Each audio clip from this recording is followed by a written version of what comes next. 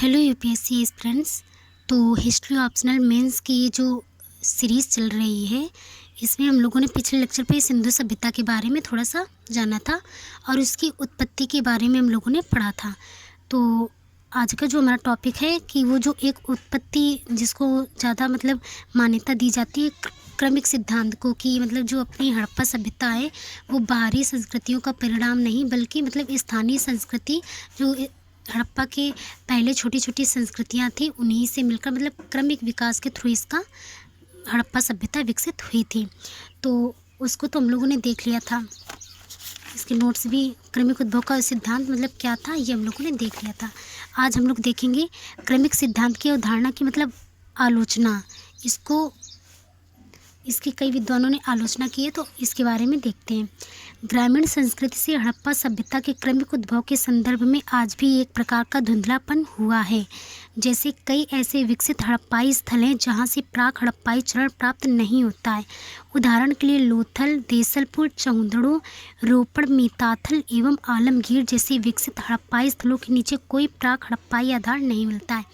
अब जैसे कि विद्वानों का मानना है कि क्रमिक विस्तार के थ्रू ये विकसित हुई है। तो अगर क्रमिक विकास के थ्रू विकसित हुई है तो उसके पहले के प्रमाण मिलना चाहिए, प्राक हड़प्पाई स्थल प्राप्त होने चाहिए। लेकिन जो इस हड़प्पा सभ्यता के बहुत इंपॉर्टेंट स्थल है वहाँ से प्राक हड़प्पाई स्थल प्राप्त नहीं होते, इसलिए इस पर प्रश्न चिन्ह उठ जाता है कि ये कैसे होगी फिर क्रमिक। उसी प्रकार हड़प्पा और मोहनजोदड़ो जैसे महत्वपूर्ण हड़प्पाई स्थलों के आधार में प्राक हड़प्पाई स्थल तो अवश्य हैं, किंतु प्राक हड़प्पा एवं हड़प्पाई स्थलों के बीच कोई संबंध नहीं है। अब जैसे हड़प्पा और मोहनजोदड़ो जैसे महत्वपूर्ण हड़प्पाई स्थल तो मिले हैं, उस हड़प्पा के पहले के प्राक हड़प्पाई स्थल मिले, लेकिन उनके बीच कोई रिलेशन नहीं होता है। तो इसलिए यहाँ पर भी प्रश्न खड़ा होता है कि क्रमिक रूप से कैसे इस सभ्यता विकसित हुई। फिर आगे देखते हैं। इसके अतिरिक्त कोलिस्तान क्षेत्र में अनेक प्राक हड़प्पाई स्थल मिलते हैं। कहाँ पे? कोलिस्तान क्षेत्र में अनेक प्राक हड़प्पाई स्थल मिलते हैं, किंतु इनमें महज सिर्फ तीन स्थल ही हमें विकसित हो सके हैं। कोलिस्तान क्षेत्र में काफ़ी स्थल मिले हैं, लेकिन जो तीन स्थल हैं वही अच्छे से विकसित हो सके हैं। अतः आज भी ये समस्या बनी हुई है कि आखिर प्राक हड़प्पाई ग्रामीण संस्कृति नगरीय संस्कृति में कैसे ढली। तो ये हो गया आलोचना। पुरातात्विक साक्ष्य से हमें महज आर्थिक गतिविधियों की समझ प्राप्त होती है, सामाजिक और वैचारिक गतिविधियों की नहीं। होती है सामाजिक और वैचारिक की, लेकिन उतनी प्राप्त नहीं होती है। अब सिर्फ पुरातात्विक साक्ष्य से इतना नहीं, अब बताइए उनकी लिपि तो मिली पर उसे पढ़ा नहीं जा सकता। अगर शायद पढ़ना संभव हो तो हम उनके बारे में और भी बहुत सारी जानकारियाँ प्राप्त कर सकते हैं। अब देख लेते हैं जो हड़प्पा सभ्यता, ये चैप्टर बाद का, इसे हम लोग बाद में करेंगे। तो अब देख लेते हैं कि हड़प्पा सभ्यता के उद्भव में प्रौद्योगिकी की क्या भूमिका थी। तो हड़प्पा सभ्यता के उदय में किस कारण का निर्णायक भूमिका रही, इस संदर्भ में आरंभ से एक विवाद रहा है। हड़प्पा सभ्यता ही एक तरह से कहें तो वो एक है तो प्राचीन सभ्यता, लेकिन काफ़ी विवाद चलते रहते हैं कि ये पहले की है कि बाद की है, इसका विकास कैसे हुआ, ये नष्ट कैसे हो जी, अचानक इतनी बड़ी सभ्यता का विनाश कैसे हो गया। कई सारे क्वेश्चंस उठते हैं। तो इसीलिए इसके विकास में प्रौद्योगिकी की भूमिका है, तो उसमें भी विवाद रहा है। लेकिन फिर भी हम देखते हैं कि सभ्यता के अध्ययन में स्रोतों की कमी, इसलिए इसके सभ्यता के अध्ययन में स्रोतों की कमी है कि जैसे पुरातात्विक स्रोत जो मिले बहुत कम हैं, इसलिए हम ज़्यादा इसके बारे में पता नहीं लगा पाते। इस संदर्भ में प्रौद्योगिकी विशेषीकरण जैसे कारक को निर्णायक कारक के रूप में महत्व दिया जाने लगा, किंतु किसी भी निष्कर्ष पर पहुंचने से पूर्व तथ्यों की गहराई से छानबीन करने की आवश्यकता होती है। प्रौद्योगिकी के बारे में थोड़ा सा देख लिया गया है कि एक निर्णायक कारक के रूप में इसे देखा जा सकता है, लेकिन फिर भी हम लोग 100% नहीं कह सकते कि इसमें इसकी भूमिका रही। इसलिए किसी भी तथ्य पर पहुँचने से पहले हमें उनकी छानबीन कर लेना आवश्यक होता है। अब देखते हैं कि इसमें धर्म की क्या भूमिका रही। तो अब जैसे फेयर सर्विस का मत है, इस सभ्यता के विकास में धर्म ने निर्णायक भूमिका निभाई। इनके अनुसार हड़प्पाई नगरीकरण में धर्म की दो रूपों में दर्शाया गया। धर्म को कितने रूपों में दर्शाया गया? दो, एक उत्पादन में और दूसरा अधिशेष में।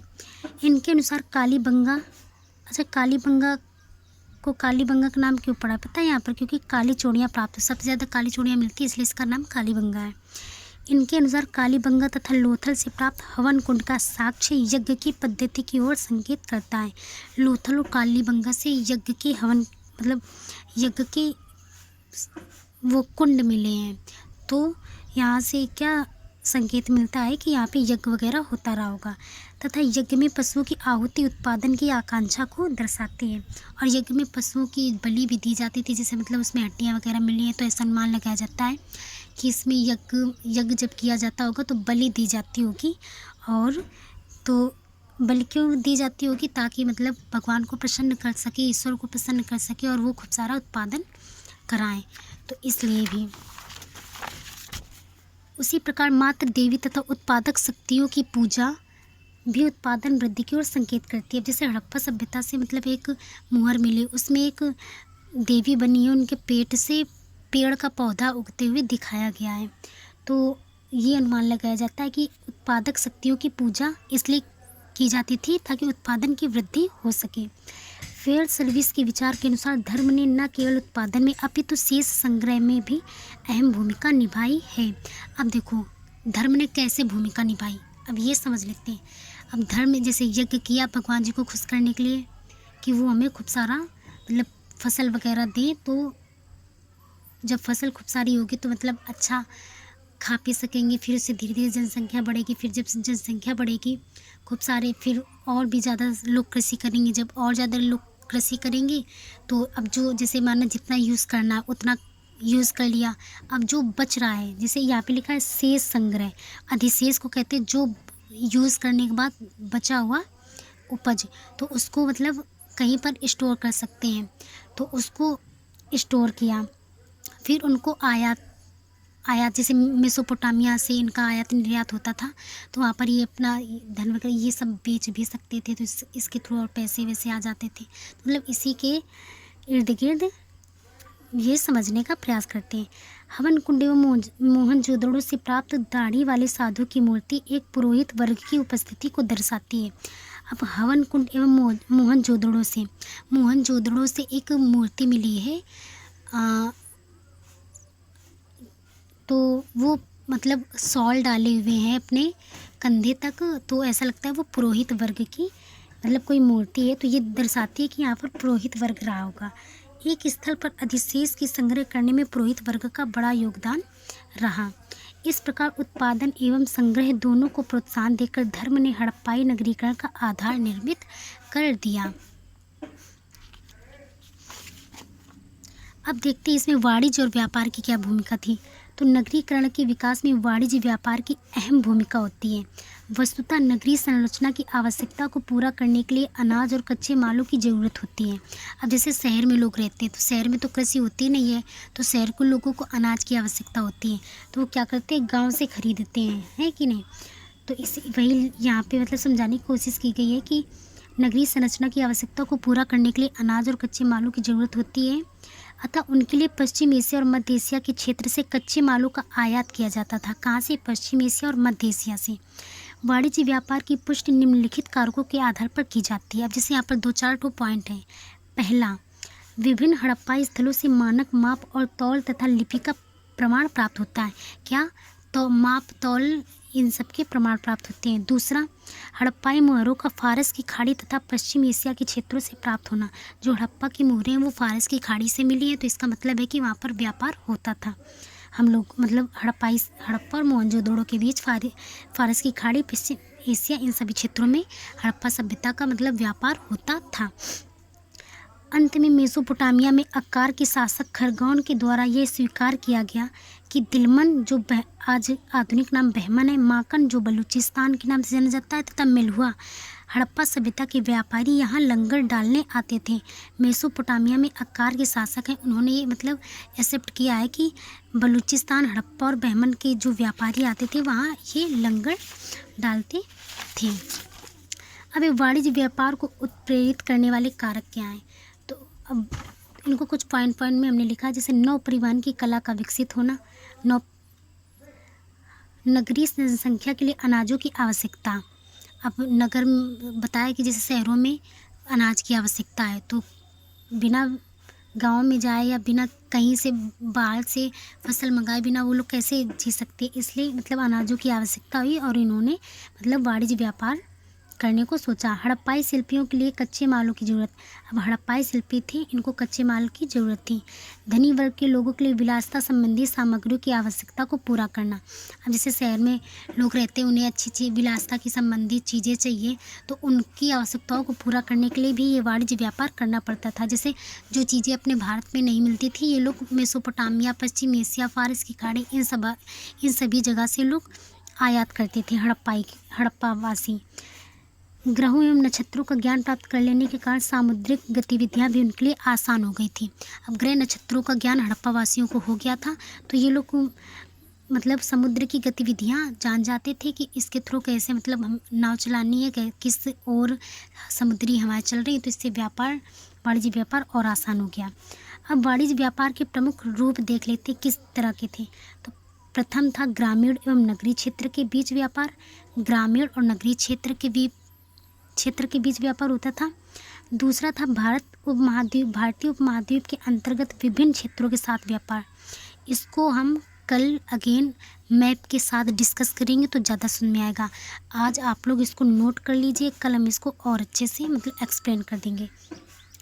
तो भारतीय उपमहाद्वीप के अंतर्गत विभिन्न क्षेत्रों के साथ व्यापार। तीसरा है भारतीय उपमहाद्वीप के बाहर विभिन्न क्षेत्रों के साथ व्यापार। कल इन तीनों को हम मैप के साथ डिस्कस करेंगे तो ज़्यादा सुनने आएगा। आज इसलिए बता दे रहे हैं ताकि नोट्स बना लीजिए। ग्रामीण तथा नगरीय क्षेत्र के बीच व्यापार में गाँवों से नगर में अनाजों का आयात होता था। हमने बताया गांव के लोग नगर के लोगों को अनाज वगैरह देते थे और शहर के लोग गांव वाले लोगों को अच्छी शहर वाली वस्तुएं देते थे। बदले में नगर से उपकरण एवं कई प्रकार की सामग्रियाँ गाँव भेजी जाती थी। भारतीय उपमहाद्वीप के अंतर्गत क्षेत्रों में भी सीप, बालाकोट, नागेश्वर आदि क्षेत्रों में सीप का काम होता था। लोथल और चौंधड़ों से मनके बनाने के कारखाने मिले हैं। अब जैसे प्रीलिम्स में पूछा गया सवाल, बालाकोट से सीप मंगाई जाती थी, नागेश्वर से तांबा, सीप का बालाकोट, नागेश्वर से मनके, लोथल, चौंधड़ों से, और जैसे राजस्थान वगैरह से, कर्नाटक से सोना आयात होता था, अफगानिस्तान से लाजवर्द मणि तो ये सब, राजस्थान से गणेश्वर से तांबा और कर्नाटक से सोने का आयात होता था। भारतीय उपमहाद्वीप के बाह्य क्षेत्रों में मध्य एशिया में अफगानिस्तान से लाजवर्द मणि का आयात होता था। ईरान से फिरोजा का आयात होता था।